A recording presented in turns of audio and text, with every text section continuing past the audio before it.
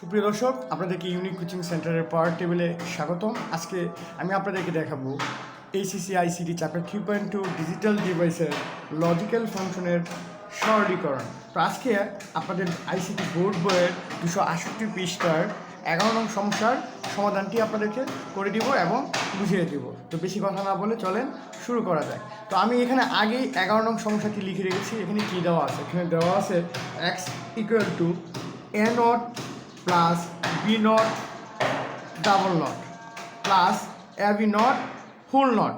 আচ্ছা, এই সমস্যাটি আমরা এখন সরলীকরণ করব। তো আমরা প্রথমে এখানে কী ব্যবহার করব? ডি মর্গানের সূত্র। তো ডি মর্গানের সূত্র আমরা কি জানি? A plus B not equals to A not into B not. যদি যোগ আকারে থাকে, নটের ভিতরে যদি কোনো কিছু যোগ আকারে থাকে, সেটাকে আমরা গুণ আকারে প্রকাশ করব।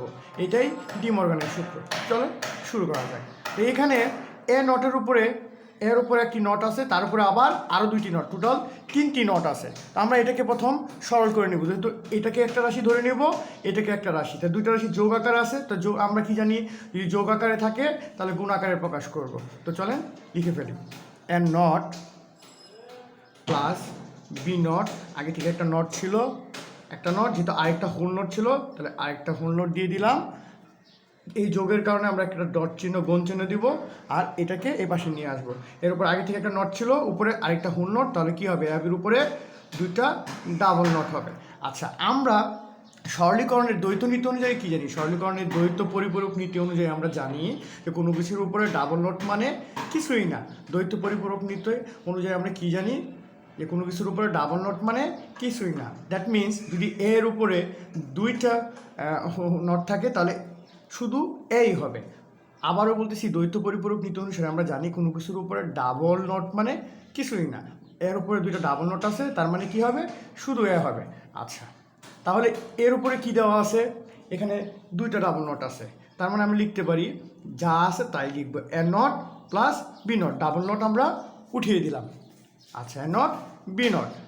আচ্ছা, যেহেতু অ্যাবের উপরে ডাবল নট আছে, এটাকে আমরা ব্র্যাকেট আটকে দিতে পারি, ব্র্যাকেটের মধ্যে লিখে দিলাম অ্যাবের উপরে ডাবল নট আছে, তার মানে কোনো কিছুর উপরে ডাবল নট মানে কিছুই না, শুধু আকারে আকৃতিতে থাকবে। তাহলে অ্যাবের উপরে ডাবল নট আছে, অ্যাবির উপরে যেহেতু ডাবল নট আছে আমরা কী লিখতে পারি? শুধু অ্যাবি, এখানে লিখে দিলাম অ্যাবি। এখন আমরা কি করতে পারি? এখন আমরা এই এবি দিয়ে এই দুইটা রাশিকে গুণ করব। তো চলেন গুণ করা যায়।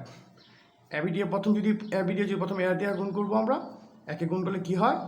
থাকতেছে, আমরা পাচ্ছি A into A not B plus থাকতেছে কি এখানে? A into B into B not. আচ্ছা, আমরা আবার বুলিয়ান আলজেব্রার গুণের নিয়ম অনুসারে আমরা কি জানি? বুলিয়ানের